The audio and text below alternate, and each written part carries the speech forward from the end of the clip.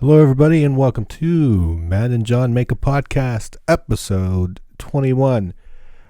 We have some stuff to talk about here. I hope everybody had a good Christmas if you celebrated. And as we do the last podcast of the year, leading into 2020, some topics we want to talk about today on the podcast are predictions for the NFL of the Year awards, such as MVP, Defensive Player of the Year, and Coach of the Year, among others. Locally, a report about Ben Roethlisberger, if he's going to return next year. And in some wrestling talk, is AEW and New Japan Pro Wrestling going to have a partnership? And the funny moment of the week, as a funny story of the week that I come up with. But I think we're going to start off the show today with a highly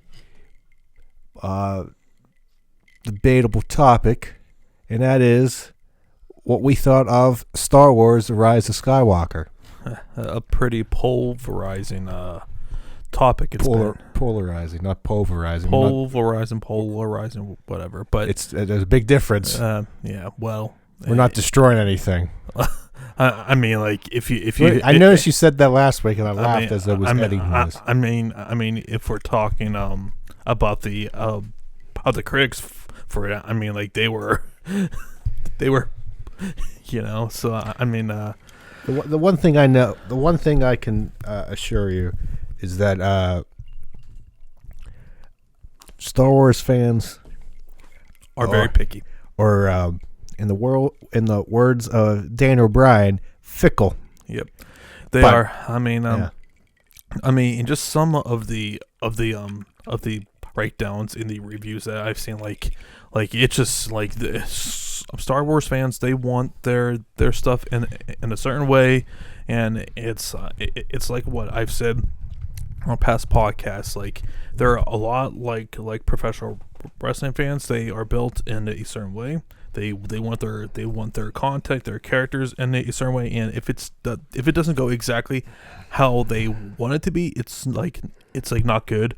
But by saying that, though, there are some like really valid criticisms for this film. However, I felt like in general it was a really fun film. It was way better than Episode 8, in my opinion, and quite frankly, I don't think that it was really even close. And I felt like it was a good ending to the Skywalker trilogy. Or saga, or to the Skywalker saga, and yeah, essentially everything that happened, you kind of had a feeling. I will say though, when they revealed who Rey's actual lineage was, I felt like that probably wasn't the actual plan to begin with. I feel like that this was just something that they wanted to do because there was such a like creative what's the word I'm looking for, confusion, mishap, because I do feel like that their original plan was to have Snoke as the actual big bad for this trilogy, and then for whatever reason Rian Johnson decided, you know what, we're gonna kill him off for whatever reason, and I feel like them bringing back Palpatine was just to kind of save a lot of what they did with this trilogy here. I gotta remember if I saw something, a story of because I did read that the actor who plays Palpatine, Ian McDermott, was surprised that they brought him back because George Lucas at the end of 6 said he was dead. Yeah. And I do think that they were sticking with that, but they were, as I said, I can't remember if I read something, if I'm just like my brain's playing tricks, that I don't know if it was the plan all along. I feel like that it wasn't, as I've said, like I think that they felt like that they need to do something to try and get some goodwill back with the fans, because episode 8 was botched so badly, and that they created so much negativity coming from that film. And this film also too felt like a apology to some extents to some of the fan base, because I think a lot of them, because I think a lot of the people realized how badly that they screwed up with episode 8, whether it was from Luke and making him a grumpy old man in episode 8 to just some of the scenes that they were at, like when they were at that casino, which I know a lot of people who I know hated that scene with a passion. And also who was that what scene? Remember from episode 8 when they had to travel to a planet? No. It was a casino.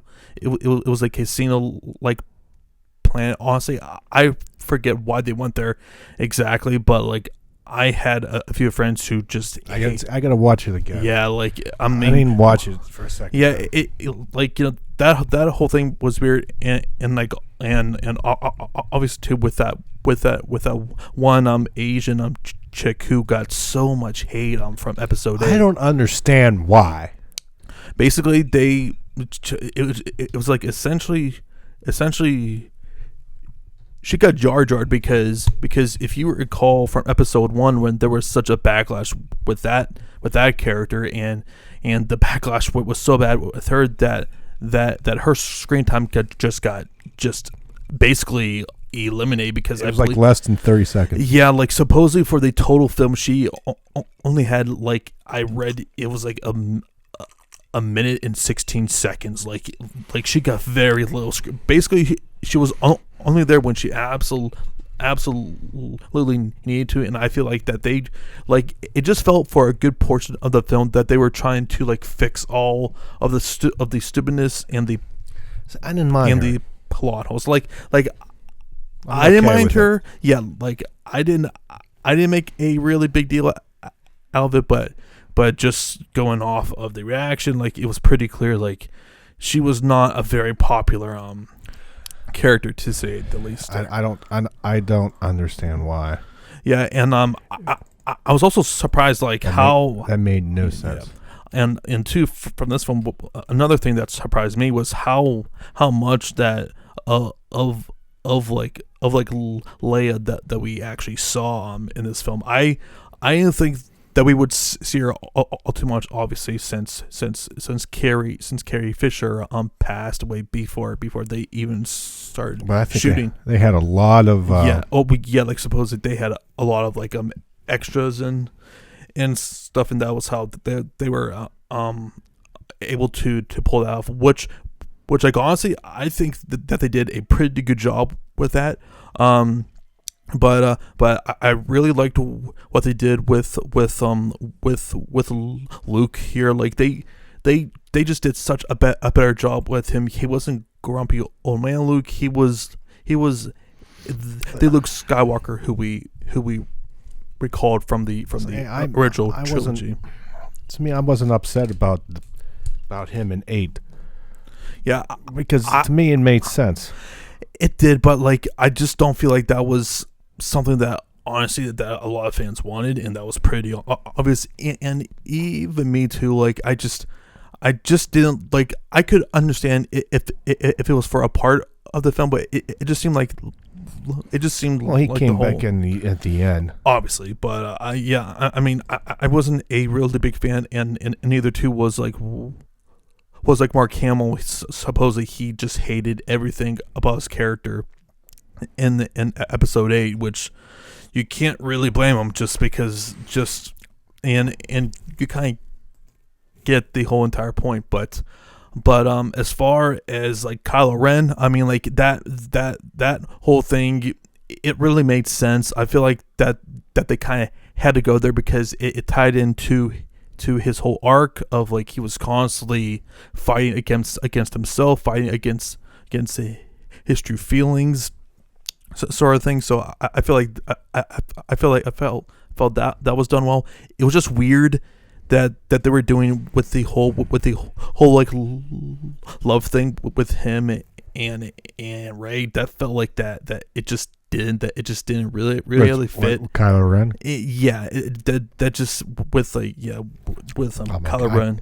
I'm okay with it because I don't make a big deal out of it. Yeah, because he went back to the light. Yeah, he did. It just the whole romance thing. It was kind of odd because there really wasn't a like love thing. I felt there. You can eat nah. You can feel the sexual tension through all of the trilogies. Don't kid yourself. You sit there and go, yeah, you can see it. There was sexual tension. Let me tell you. If you say so, there was. Let me tell you. If anybody didn't see that coming, you suck. Oh well, but all in all, it wasn't. It was quick. He died. That's it. Thank you. Okay. Yeah, I was like, damn. One kiss and he disintegrates. he lost the. He used up all his energy with fighting Palpatine and getting it sucked out from Palpatine. Yep. Basically, just drained all of the force of the powers that he had. So I don't get worked up over these movies because it's a movie. Yeah. Plus, I don't like to be because I enjoyed it. We can nitpick for days. Like I've been starting chronologically now because of Disney Plus watching. Even though I have most of these on DVD, but watching from episode 1, mm-hmm. I've watched 1, 2, Star Wars, Clone Wars, and movies in the series.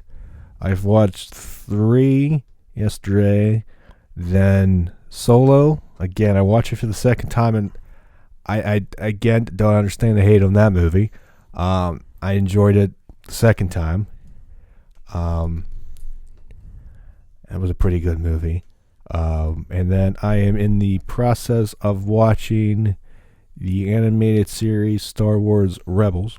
Yeah, I've been like, I'm trying to get through that. It's just, I mean, some of it I like. It's just like, I'm having a hard time connecting with that. Maybe it's just because that Rebels. Yeah, just because maybe just with me personally that the story is just moving so slow, and I'm just like not really interested right now. But yeah, I'd rather it go slower than fast.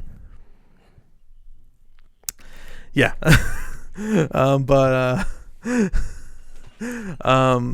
so yeah, Matt, anything more to add with that? With Star Wars there. By the way, how well did they do as far as like money on the opening weekend ends? Let me look that up as I talk. What I liked about this movie, some stuff I like, and I got to watch all 3 of them again eventually to make sure this statement is true. But I think Kylo Ren, at least in the beginning, before he was, going back and forth, I think he made him more like a badass in this movie. Well, yes, especially at the start there when he was when he was murking all of those dudes in the opening scene there. Yeah. It was a good badass. I like the fight when they're on the piece of the Death Star in the ocean.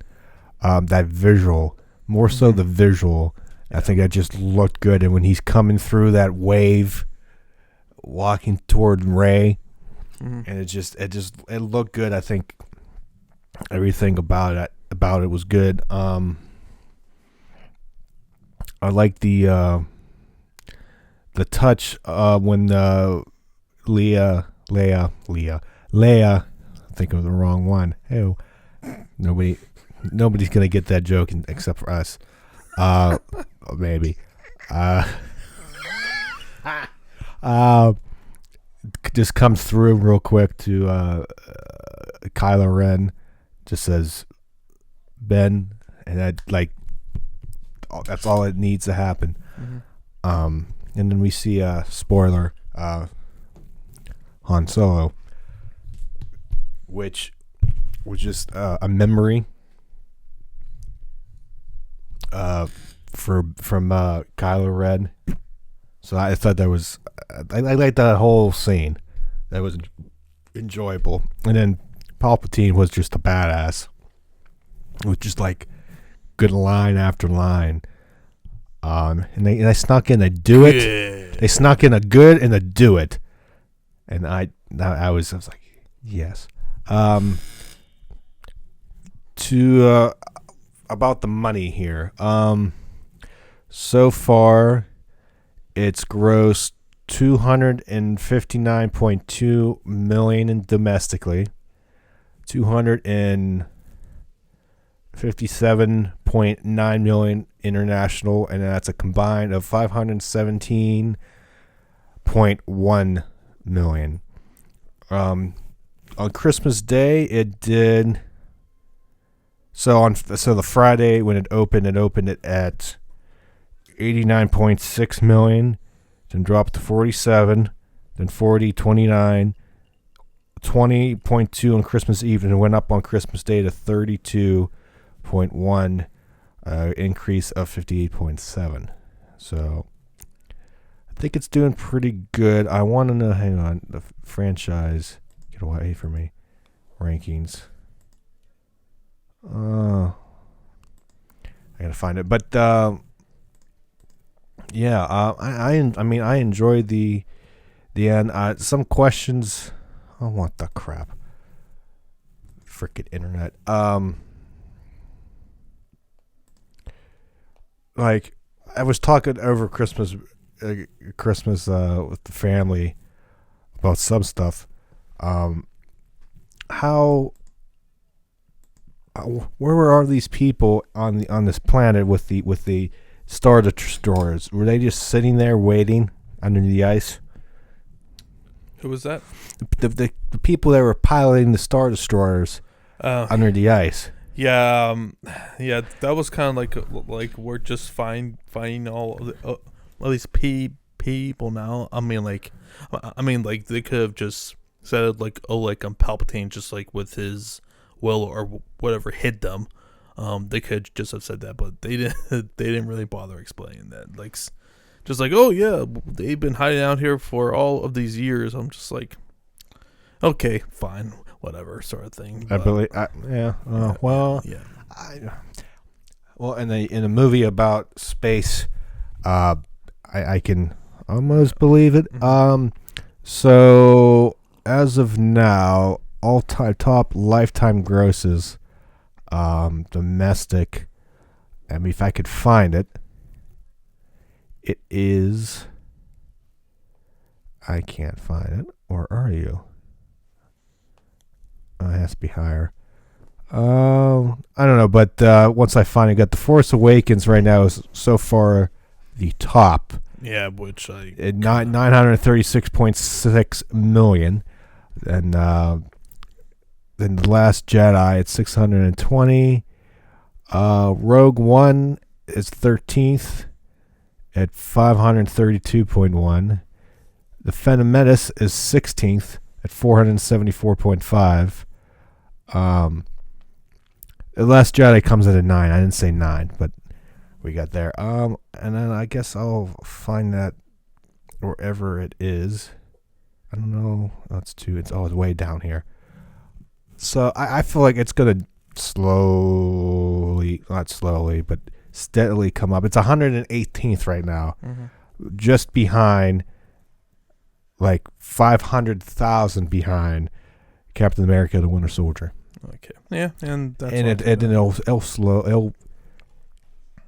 We'll get more. Yeah. So if you compare it to Last Jedi was out. Where the crap are you? I'm losing. Oh, up here. It was out. I don't know how, from the original release, December 13th to January 5th. It made 620 million domestic, but 1.3 billion worldwide. And I would assume it's going to have similar numbers Yes. to that when it's all said and done. But a pretty good showing for the most part. But now let's move on now to some NFL talk. We're heading into week 17. Essentially, most of the playoff picture is looking more and more clear now. But for this week, we're going to be talking a little bit about the end of the year individual awards stuff. We'll talk about the most valuable player right now. For me, anyway, I think that this is a pretty cut and dry race here. Unless something miraculous happens, I get a feel that this is Lamar Jackson's award here. I felt like that the only other guy who was probably in the race a few weeks ago was probably Russell Wilson, but over the last month he's really tapered off now. And Patrick Mahomes has been pretty inconsistent this year, so you kind of roll out him then. And probably the only other guy that you can maybe put in there is maybe a Christian McCaffrey, but with the Carolina Panthers just completely just falling off, and they end up firing their head coach because they had fallen off so fast. So I mean, outside of probably 2 or 3 games this season, Lamar has been absolutely the best player, bar none. I believe that really the only game where he looked really bad was against the Steelers back in week 4 or whatever, where he threw like 3 picks and got sacked like 5 times.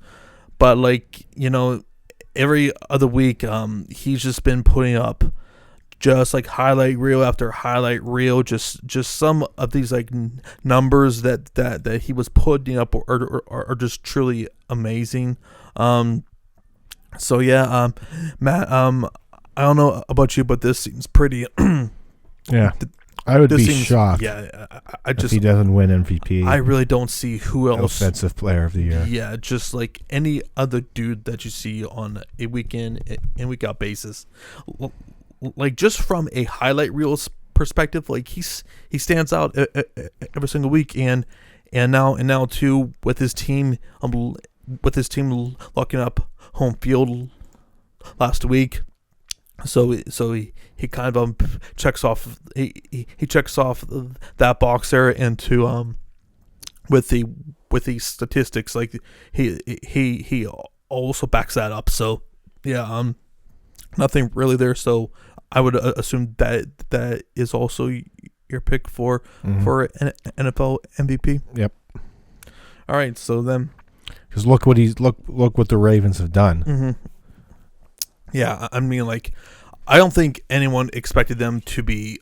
I mean, like, some people thought that they would be a wild card team because a lot of people were picking either Cleveland or I had them winning the division, yeah, or the Steelers. So I had them as a possible wild card team, like a 3 or 4 seed.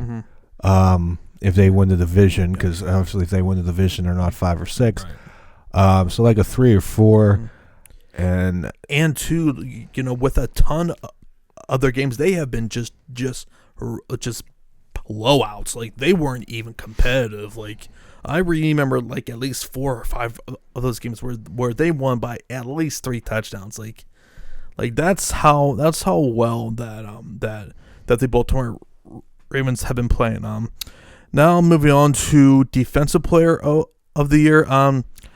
I really think, and some people will, and some people might even say that it's a bit of a homer pick, but like T.J. Watt, man, it's just like just pulling up some of his stats here have been pretty insane. So far through 15 games, he has like 50 tackles, 14 sacks, 33 quarterback hits, 2 picks, 7 passes defensed, 7 forced fumbles, and 4 fumble recoveries, which I believe with these exact like numbers or very similar numbers were the same stat line where James Harrison won his defensive MVP, and I believe that was back in 2008.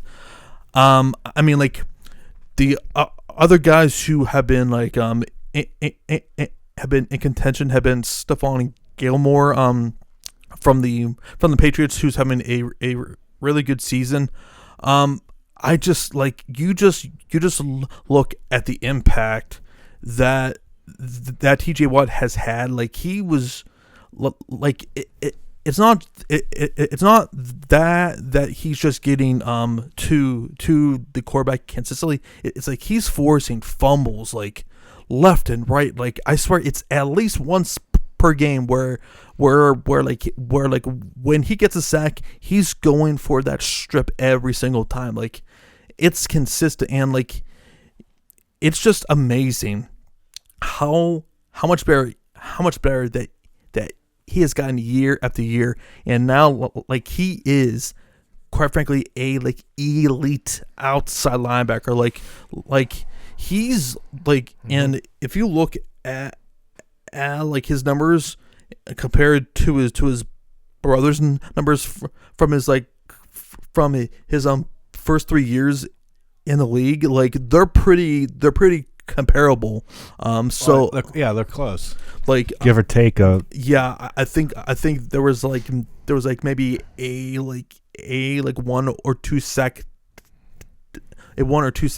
difference in, and but still, but with like JJ specifically, like he had a 3-year run where he was just the most dominant defensive player in football at that time. And I mean, like, you're very hard pressed to find 3 or 4 other defensive players who have had this big of an impact. While on top of that, with the offense that the Steelers had, which is basically no offense, and they're consistently putting out effort like this every single week.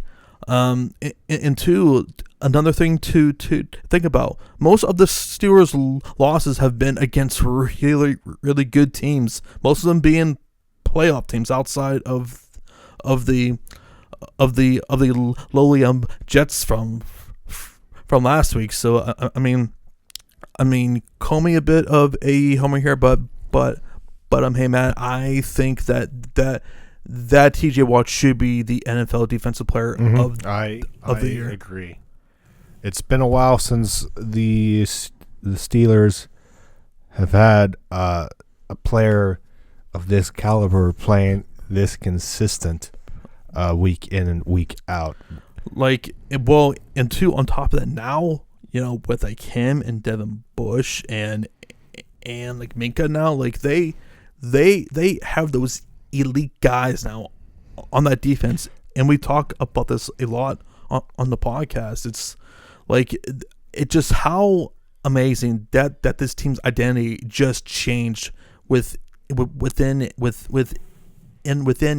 a full calendar year is pretty amazing if you ask me. Like they were just like a juggernaut on offense, and now damn, it's just like it's done a complete 180. Mm-hmm. So yeah. What's next here on the? I think rookies. Okay, yeah, rookie of the year. As far as defensive rookie of the year, I mean, I would have said at the start that it might have been Devin Bush. He was playing really well. Homer. No, I'm kidding. Yeah. I mean, honestly, for the first half of the season, he was looking really well. Mm-hmm. But like, I mean, like they were playing. They were continuing to play Paramore once he got back healthy. It's just I don't think he's been consistent enough to be perfectly honest. And to other guys like a Dev and White have played pretty well. So I'm just going through some stats here, but like it's just like there hasn't been like a clear cut guy who I feel has like broken away from everyone else. But if I had to pick now as far as a defensive rookie of the year, I'm probably leaning towards Nick Bosa. From the San Francisco 49ers. He has played really well. He has battled some injuries this year. And to with that defensive line, and like honestly for the good part of the season, like the 49ers were like a really dominant, like extremely dominant on that side of the ball there. So I'm probably leaning towards him. And as far as the offensive rookie of the year, this is a little bit more of a question mark. Really, no guy has really kind of broken away from the pack, if you ask me. If I had to pick right now, I think I'm going with probably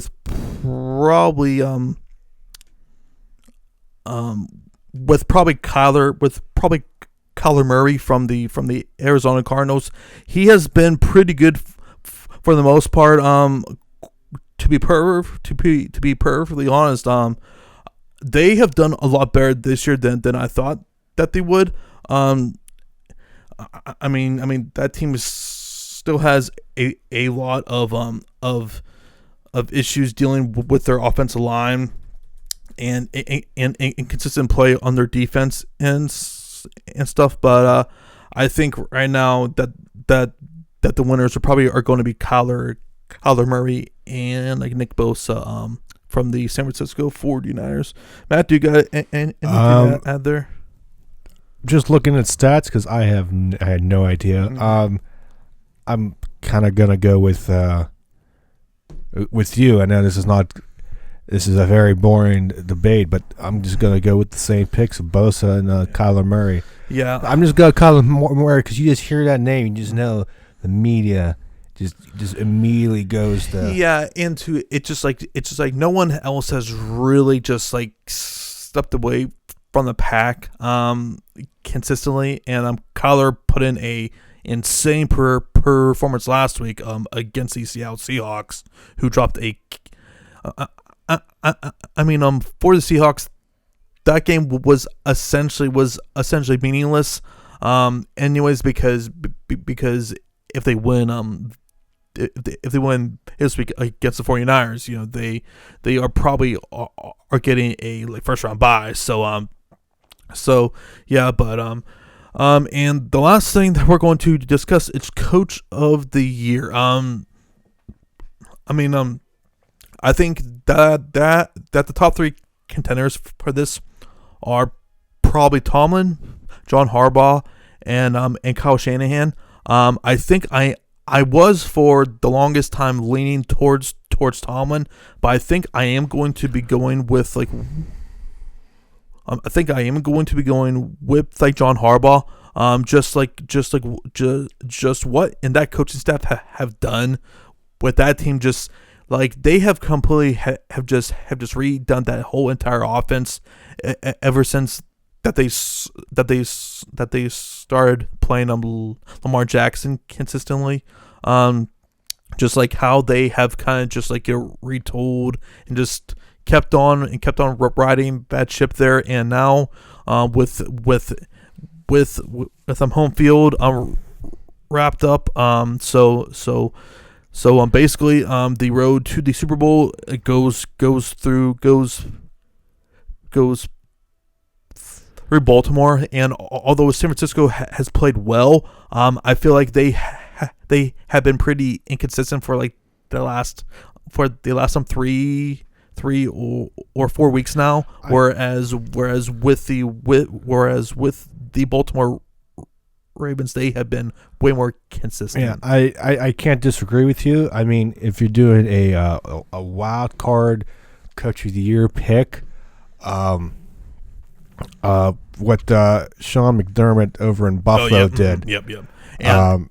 And like honestly, I would probably have him over Tomlin right now. And like with like Tomlin, it's just like he hasn't won enough. I feel like if this Steelers team would have gone, say like 10-6 or 11 double-digit wins, that to me is like slam dunk, no doubt about it, because that Steelers team was down to their third string quarterback, and they were still in contention right now. That in itself is impressive, but I just don't think that you can realistically pick Tomlin.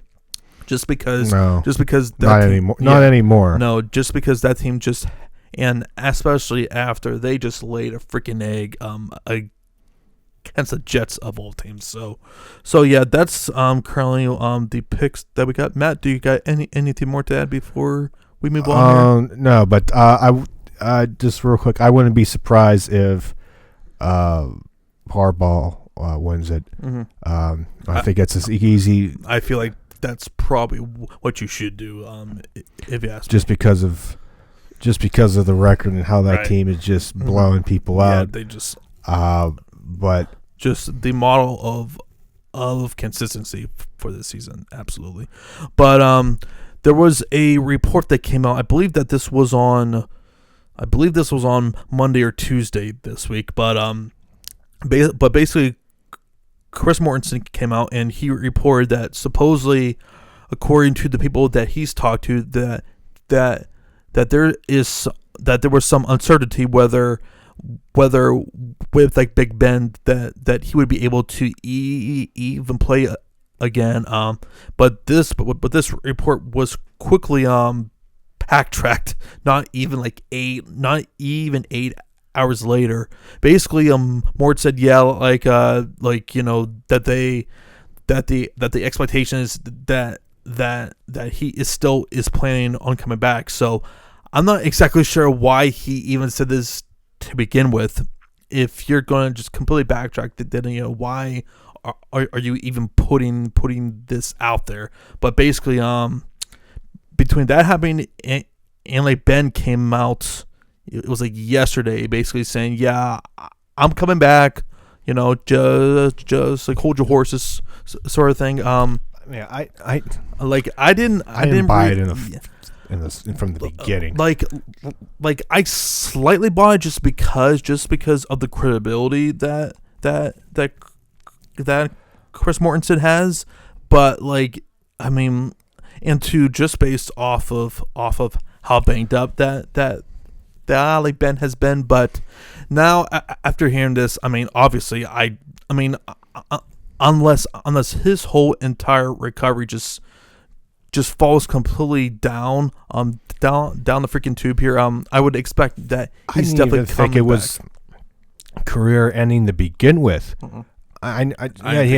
He had surgery because it obviously it got messed up, but I felt like he could, after surgery and rehab and whatnot, after a year, he can easily come back. I think he's been he's been through worse. He was in a motorcycle accident, for God's sakes, and he Well, still came.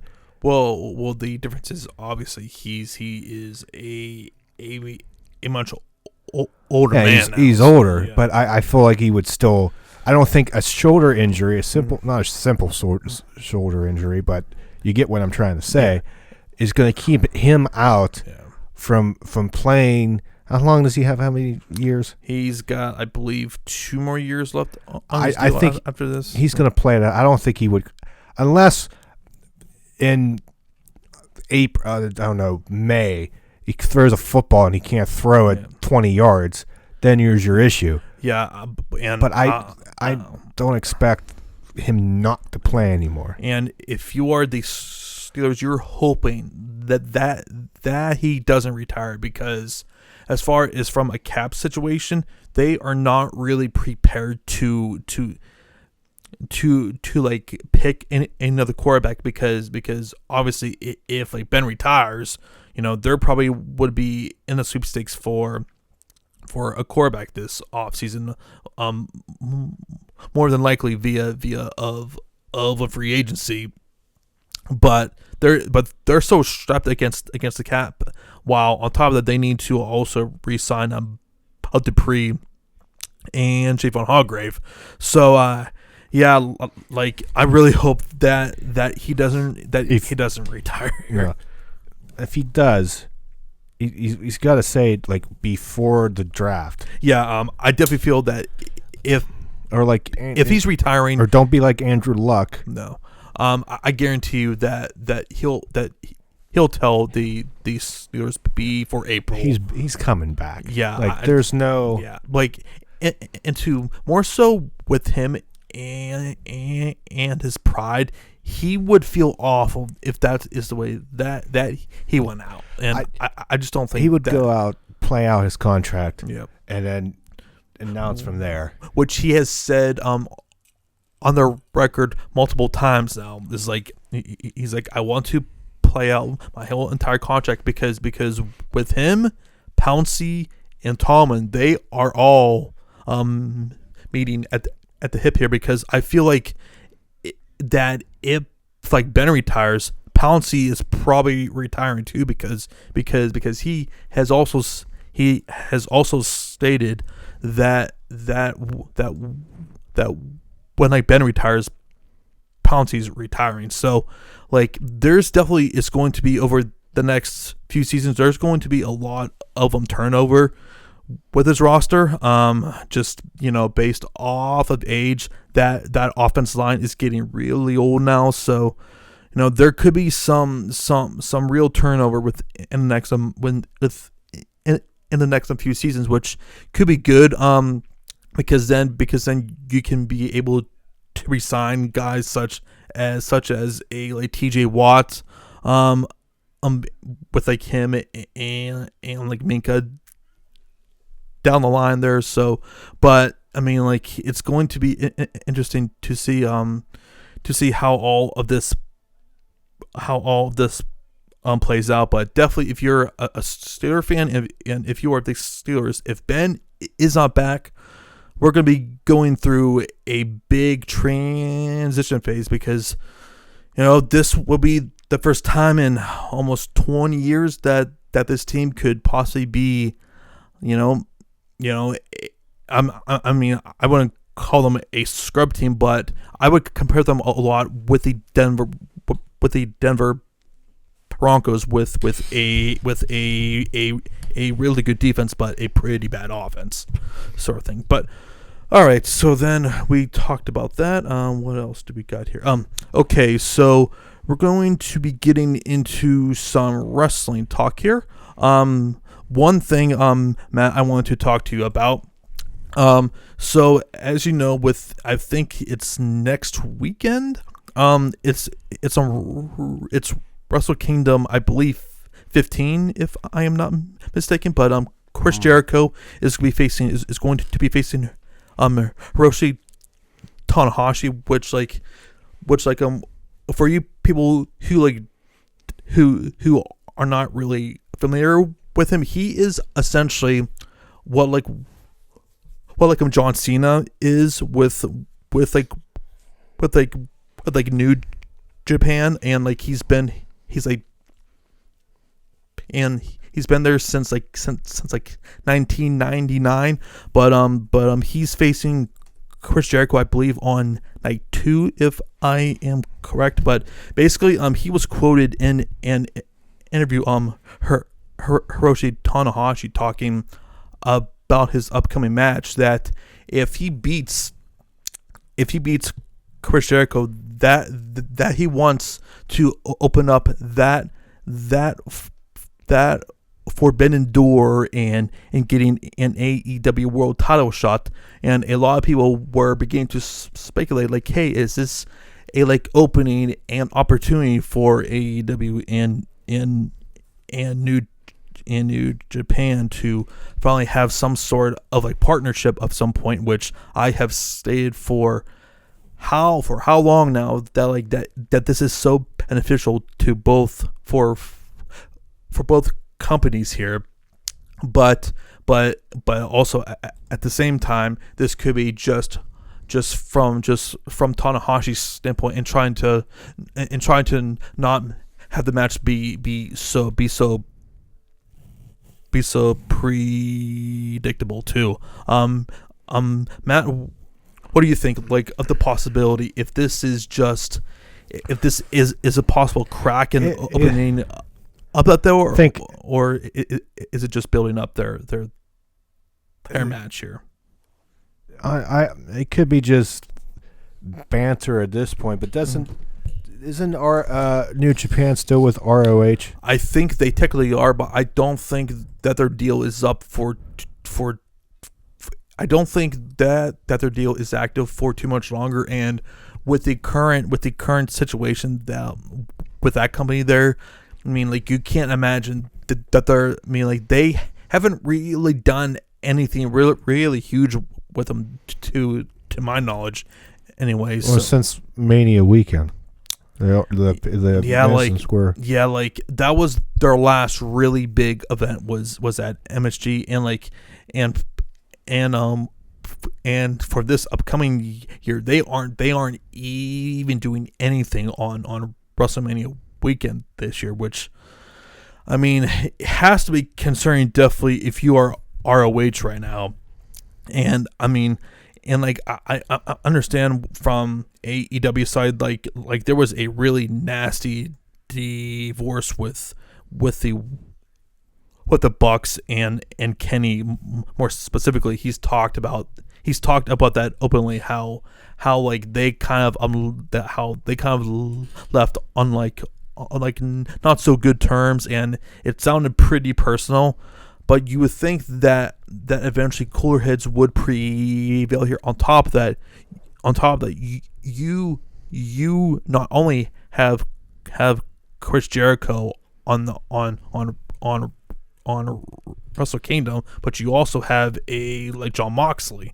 So you would think that at some point that eventually these people that these people would just come to a common sense as to hey, working together is only going to help us both, and more specifically for New Japan.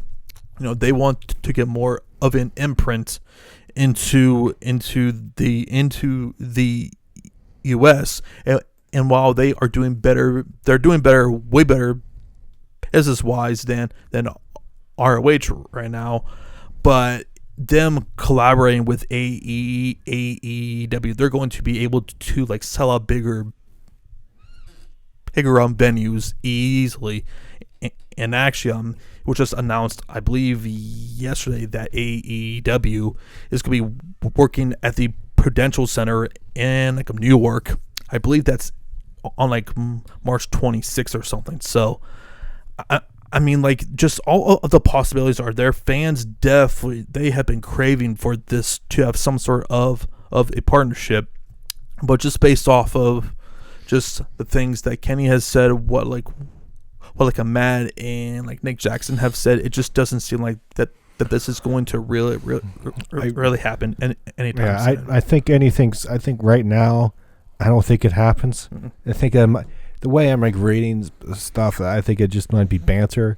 That's kind of how. But I mean, anything's possible. Mm-hmm.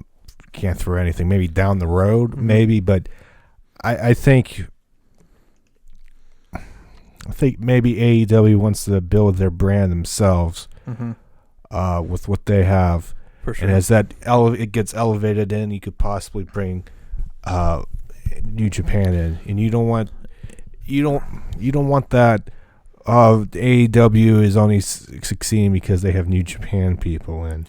Which, if that is, that's you want that's the ROH thing. Yeah, and people will probably bring up that dumb stupid narrative. I'm like, guys, like AEW itself is selling out these shows. Hell, like they freaking sold out their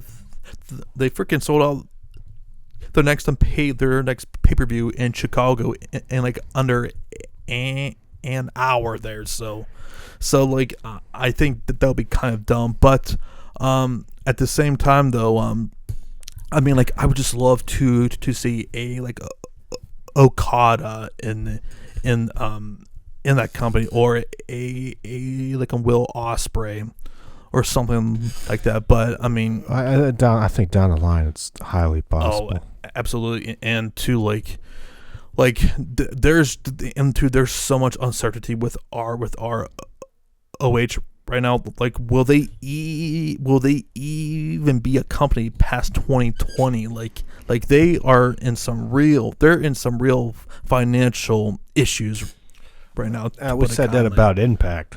How many times? Yeah, and it's just amazing. Like, yet here they are. Yeah, well, like, that's what happens when you finally have like competent management, and they're able to, like, some people, and like, yeah, like, they aren't doing like 8 or 10,000 people a show, but they're doing decent. They're staying alive, and they have something to them. Whereas ROH, it's a freaking graveyard right now, and that's being kind. And the last thing, as far as wrestling, that I wanted to talk about, Matt, I'm not sure if you saw this, but due to the backlash from that horrible dark order segment that ended Dynamite last week, Matt and Jackson actually shut down and quit their Twitter accounts, and basically they came out with a statement, I believe it was the other day, basically saying that the internet was being way too toxic, and that they just needed some time away. And after talking about it, they have decided to no longer have their Twitter accounts. Now, when I first heard about this, I honestly thought that it might have been part of a storyline. But then when they came out with that statement, like, to me, that comes off as guys who just can't take criticism well. I mean, I get it, especially on social media. It can be really toxic, but you can easily not just read the comments. Exactly. But on top of that, you are executive vice presidents for the second biggest company in the States. Like, what did you expect? Like, you're going to open up yourself to that kind of criticism when you are, when you are as big as you currently are right now. Like, it comes with the territory, with any sort of form of entertainment. It just comes off as very unprofessional. It comes off as very childish. And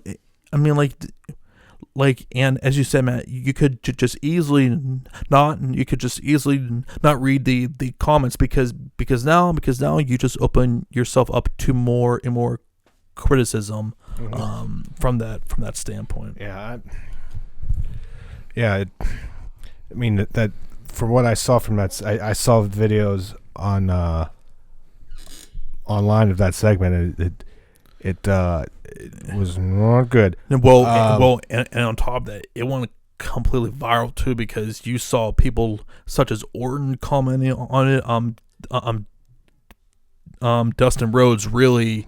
I think Mark Henry said. Yeah, even Dustin Rhodes. Yeah. Basically, Henry said the guy who was throwing those should have been fired. Which honestly, I wouldn't be against that because when you're on live TV and like I get it, you're going to botch here and there, but it's just like, how do you become a professional wrestler and don't know how to work a freaking punch? Like I feel like that should be, if we're gonna do that, don't punch the mat. Exactly. It's just like and Dustin, and like you could tell what like Dustin, he was probably furious. I guarantee you, guys such as Cody and like Jericho, I can only imagine what his reaction was. They probably watched like, oh my god. I know. It's just like, and like I mean like he talked about on the podcast a few weeks ago of him having to have a conversation with some of the tag teams about just like simply tagging in and out with like matches and not burying your freaking referees and stuff. It's just like you can just tell like there's so many people who are completely just like new and like green to all of this here, which I can understand, when you have so many people who are completely new with live TV. Okay, but like I mean like you can't even like work a freaking punch. Like is it that hard? Like yes. What are you guys doing on the independents? Like as far as like pumping correctly, punching correctly, kicking, like I feel like that this should not be this freaking hard. But as far as it goes with the Bucks, they need to be able to handle criticism better because you need to hear what is good and also what is bad about your shows. It's the only way that this company is going to be able to correct themselves when they put out something that is quite frankly terrible. So yeah, I'm hoping that they can understand that, and I'm hoping with guys like such as like Dustin and Cody and Jericho can kind of like tell them, hey guys, like it comes with a territory. I mean, it's just when you are a big company as they are, and with social media, mm-hmm. it's part of the current business that you are in right now, especially for them too when they got so popular because of social media.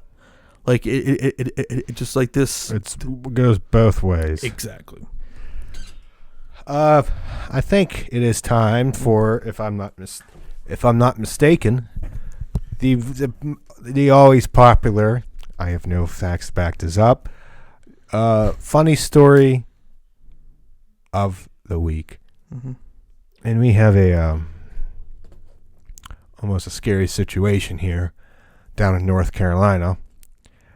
This was today. Okay, as of this today as Thursday. So a couple in North Carolina, they believe there was a burglar in their house Christmas morning. They called 911, and they hid in their closet upstairs. Obviously, they were scared, And then the officers came and looked, and then they looking through the house. And what they found, they entered the house. They heard in the bathroom. They heard some quote-unquote rustling in the bathroom. They breached the door, and what they found was a Roomba vacuum cleaner. What the? How? Makes no sense. The homeowner said that he only had it for about. Oh, they dubbed it Harry. I just see it here. I just saw this. They dubbed the vacuum cleaner Harry. Why did they dub the vacuum cleaner? Why do people name cars and inanimate objects? That doesn't make sense. Harry, doesn't make sense. Like naming cars. I said it. Stop naming your cars. It's an inanimate object. It's a car. Easy there, Shirley. No. You saying Shirley the car or me? The Shirley the car. Oh no, screw it. Why does it have to be always female? Should I color Angela instead?